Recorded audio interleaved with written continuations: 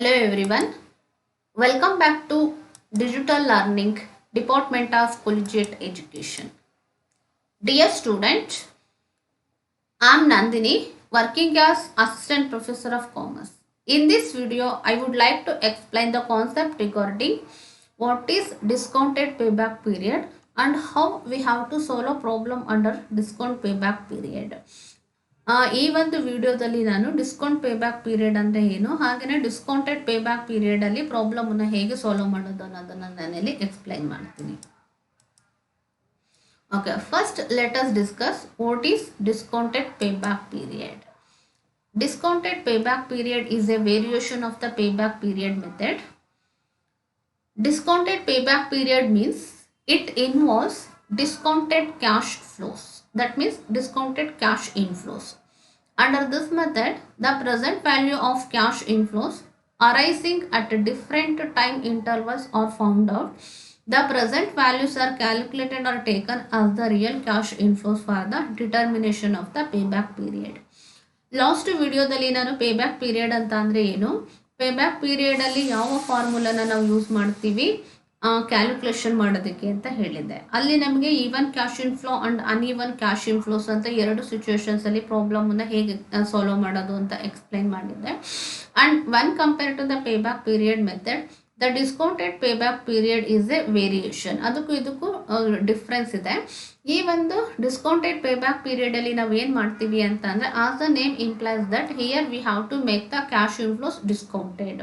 ಕೊಟ್ಟಿರೋ ಕ್ಯಾಶ್ ಇನ್ಫ್ಲೋಸ್ನ ಡೈರೆಕ್ಟಾಗಿ ತೊಗೊಳ್ಳೋ ಹಾಗಿಲ್ಲ. ಪ್ರಾಬ್ಲಮನ್ನು ಸಾಲ್ವ್ ಮಾಡಬೇಕಂದ್ರೆ ನಮಗೆ ಇಲ್ಲಿ ಡಿಸ್ಕೌಂಟ್ ಫ್ಯಾಕ್ಟರ್ ಅಥವಾ ಪ್ರೆಸೆಂಟ್ ವ್ಯಾಲ್ಯೂ ಫ್ಯಾಕ್ಟರ್ಸ್ನ ಕೊಟ್ಟಿರ್ತಾರೆ. ಆ ಒಂದು ಡಿಸ್ಕೌಂಟ್ ಫ್ಯಾಕ್ಟರ್ನ ಕನ್ಸಿಡರೇಷನಿಗೆ ತಗೊಂಡು ಫಸ್ಟ್ ನಾವು ಪ್ರೆಸೆಂಟ್ ವ್ಯಾಲ್ಯೂಸ್ನ ಫೈಂಡ್ ಔಟ್ ಮಾಡ್ಕೊಳ್ತೀವಿ. ಆ ಪ್ರೆಸೆಂಟ್ ವ್ಯಾಲ್ಯೂಸ್ ಆಫ್ ಕ್ಯಾಶ್ ಇನ್ಫ್ಲೋಸ್ನ ಫೈಂಡ್ ಔಟ್ ಮಾಡಿಕೊಂಡು ಆಮೇಲೆ ಎಷ್ಟು ಪೇ ಬ್ಯಾಕ್ ಪೀರಿಯಡ್ ಬರುತ್ತೆ ಅನ್ನೋದನ್ನು ನಾವಿಲ್ಲಿ ಫೈಂಡ್ ಔಟ್ ಮಾಡಬೇಕಾಗುತ್ತೆ. Okay, here also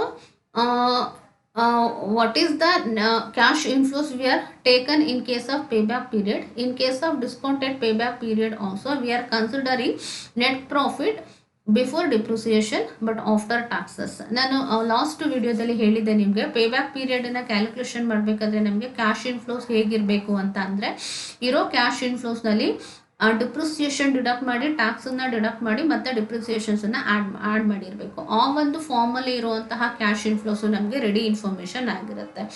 if the given information is not in such position, ಆ ಒಂದು ಪೊಸಿಷನಲ್ಲಿ ಇಲ್ಲ ಅಥವಾ ಆ ಒಂದು ಫಾರ್ಮಲ್ಲಿ ಇಲ್ಲ ಕ್ಯಾಶ್ ಇನ್ಫ್ಲೋಸ್ ಅಂತ ಅಂದರೆ, we have to make it convert in the form of profit before depreciation but after taxes. ಹಾಗಾಗಿ ಎರಡಕ್ಕೂ ಕೂಡ ಇಲ್ಲಿ same form of cash inflows apply ಆಗುತ್ತೆ.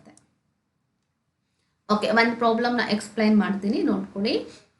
Project A and Q involve the same outlay of 4000 each. ಇಲ್ಲಿ ಎರಡು project information ಕೊಟ್ಟಿದ್ದಾರೆ. ಎರಡು project outlay is nothing but investment ಅಥವಾ ಕಾಸ್ಟ್. ಎಷ್ಟಿದೆ?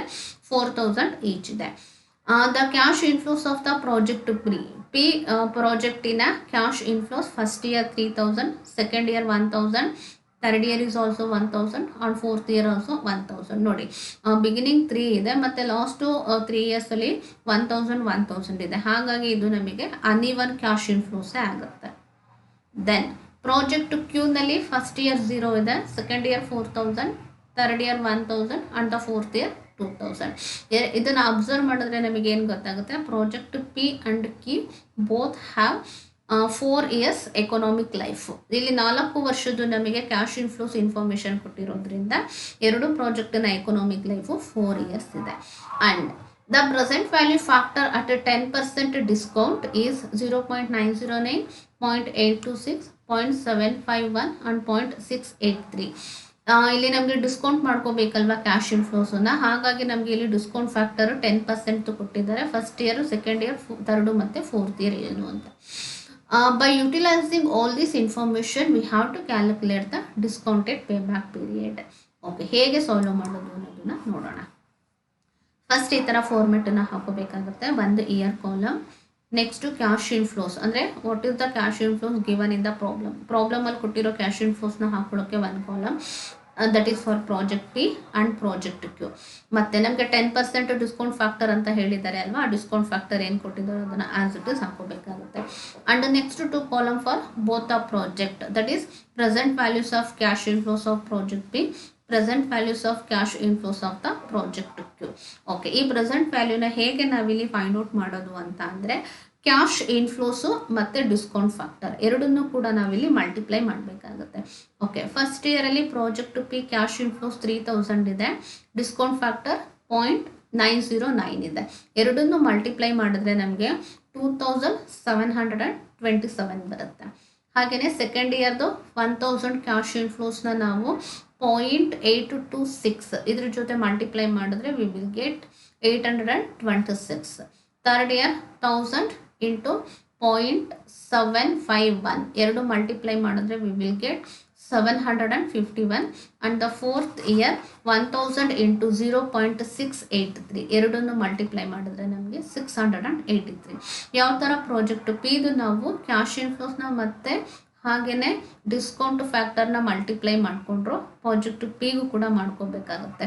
0 ಇಂಟು 0.909 ಅಂದರೆ 0ನೇ ಬರುತ್ತೆ. 4000 into 0.826 we will get 3304. Next 1000 into 0.751 ಅಂದರೆ 751 ಬರುತ್ತೆ. And the fourth year 2000 into 0.683 ಎರಡನ್ನು ಮಲ್ಟಿಪ್ಲೈ ಮಾಡಿದ್ರೆ ನಮಗೆ 1366 ಬರುತ್ತೆ. ಫಸ್ಟ್ ಈ ಥರ ನಾವು ಒಂದು ಫಾರ್ಮೆಟನ್ನು ರೆಡಿ ಮಾಡ್ಕೋಬೇಕಾಗುತ್ತೆ.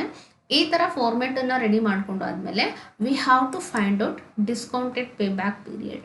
ಇದು ಅನ್ಇವನ್ ಕ್ಯಾಶ್ ಇನ್ಫ್ಲೋಸ್ ಆಗಿದೆ ಅಲ್ವಾ, ಅನ್ಇವನ್ ಕ್ಯಾಶ್ ಇನ್ಫ್ಲೋಸ್ ಆಗಿರೋದ್ರಿಂದ ನಾವೇನು ಮಾಡ್ತೀವಿ, ಈ ಫಾರ್ಮುಲಾನ ಯೂಸ್ ಮಾಡ್ಕೋಬೇಕಾಗುತ್ತೆ. Year before full recovery plus amount still to recover divided by next year cash inflows. Okay, ಈಗ ಪ್ರಾಜೆಕ್ಟ್ ಪಿದು ಫಸ್ಟ್ ನಾವು ಕ್ಯಾಲ್ಕುಲೇಷನ್ ಮಾಡೋಣ. ಪ್ರಾಜೆಕ್ಟ್ ಪಿನಲ್ಲಿ ನಮಗೆ ಎಷ್ಟಿದೆ, ಫಸ್ಟ್ ಇಯರಲ್ಲಿ 2727 ಇದೆ, ದೆನ್ ಸೆಕೆಂಡ್ ಇಯರಲ್ಲಿ 826 ಇದೆ. ಇದು ಎರಡರದ್ದು ಕ್ಯುಮ್ಯುಲೇಟಿವ್ನ ನಾವಿಲ್ಲಿ ಮಾಡ್ಕೊಂಡಿರ್ತೀವಿ. ಎರಡರದ್ದು ಕ್ಯುಮ್ಯುಲೇಟಿವ್ ಮಾಡ್ಕೊಂಡಾಗ ನಮಗೆ ಎಷ್ಟು ಬರುತ್ತೆ ಅಂದರೆ, ಫಸ್ಟ್ 2 ಇಯರ್ಸ್ ಆ್ಯಡ್ ಮಾಡಿದ್ರೆ ನಮಗಿಲ್ಲಿ 4000 ಆಗೋದಿಲ್ಲ, ಇನ್ನೂ ಬ್ಯಾಲೆನ್ಸ್ ಉಳ್ಕೊಳ್ಳುತ್ತೆ. ಹಾಗಾಗಿ ಇಯರ್ ಬಿಫೋರ್ ಫುಲ್ ರಿಕವರಿ ನಮಗೆ ಇಲ್ಲಿ 2 ಇಯರ್ಸ್ ಆಗಿದೆ. 4000ಅಲ್ಲಿ ನಮಗೆ 2 ಇಯರ್ಸಿಂದ 3553 ರಿಕವರಿ ಅಂದರೆ ಇನ್ನು ಬ್ಯಾಲೆನ್ಸ್ ಎಷ್ಟು ಉಳ್ಕೊಳ್ಳುತ್ತೆ ಅನ್ನೋದನ್ನು ಫೈಂಡ್ ಔಟ್ ಮಾಡಬೇಕಾಗುತ್ತೆ. ಹಾಗೆಯೇ next year cash inflows, next year cash inflows 751 ಇದೆ, 751. ಓಕೆ, ಇದನ್ನು ನಾವು ಸಿಂಪ್ಲಿಫೈ ಮಾಡಿದ್ರೆ 2 ಇಯರ್ಸ್ ಹಾಗೆ ಇರುತ್ತೆ. 4000ಅಲ್ಲಿ 3553 ಡಿಡಕ್ಟ್ ಮಾಡಿದ್ರೆ ನಮಗೆ 4447 ಬರುತ್ತೆ ಡಿವೈಡೆಡ್ ಬೈ 751. ಇದಿಷ್ಟು ಸಿಂಪ್ಲಿಫೈ ಮಾಡಿದ್ರೆ we will get 2 years plus 0.595. ಹಾಗಾಗಿ ಪ್ರಾಜೆಕ್ಟ್ ಪಿನ ಡಿಸ್ಕೌಂಟೆಡ್ ಪೇ ಬ್ಯಾಕ್ ಪೀರಿಯಡನ್ನು ನಾವು ಈ ವೇನಲ್ಲಿ ಸಾಲ್ವ್ ಮಾಡಿದಾಗ ವಿ ವಿಲ್ ಗೆಟ್ 2.595 ಇಯರ್ಸ್. ಯಾವ ಥರ ಪ್ರಾಜೆಕ್ಟ್ ಪಿನ ಸಾಲ್ವ್ ಮಾಡಿದ್ವಿ ಅದೇ ಥರ ಪ್ರಾಜೆಕ್ಟ್ ಕ್ಯೂ ಕೂಡ ಸಾಲ್ವ್ ಮಾಡಬೇಕಾಗುತ್ತೆ. ಅದ್ರದ್ದು year before full recovery 2 years ಇದೆ. ಇನ್ನು 4000ಅಲ್ಲಿ ನಮಗೆ 2 ಇಯರ್ಸಿಂದ 3304 ಅಂದರೆ ಇನ್ನು ಬ್ಯಾಲೆನ್ಸ್ ಎಷ್ಟು ರಿಕವರಿ ಆಗುತ್ತೆ ಅಂತ ನೋಡ್ಕೋಬೇಕು. ಇದಿಷ್ಟನ್ನು ನಾವು ಕಂಪ್ಲೀಟಾಗಿ ಸಿಂಪ್ಲಿಫೈ ಮಾಡಿದ್ರೆ ವಿ ವಿಲ್ ಗೆಟ್ 0.926. ಹಾಗಾಗಿ ಪ್ರಾಜೆಕ್ಟ್ ಕ್ಯೂನ payback period 2.92 years.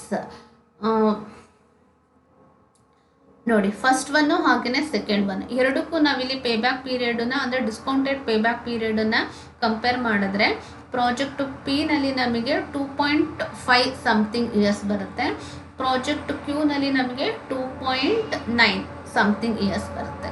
So ಹಾಗಾಗಿ ಇದರಲ್ಲಿ ಯಾವುದು ಶಾರ್ಟರ್ ಪೇ ಬ್ಯಾಕ್ ಪೀರಿಯಡನ್ನು ಅದನ್ನು ನಾವಿಲ್ಲಿ ಅಕ್ಸೆಪ್ಟ್ ಮಾಡ್ಕೋಬೇಕಾಗುತ್ತೆ. Anyway, thank you for watching this video dear student.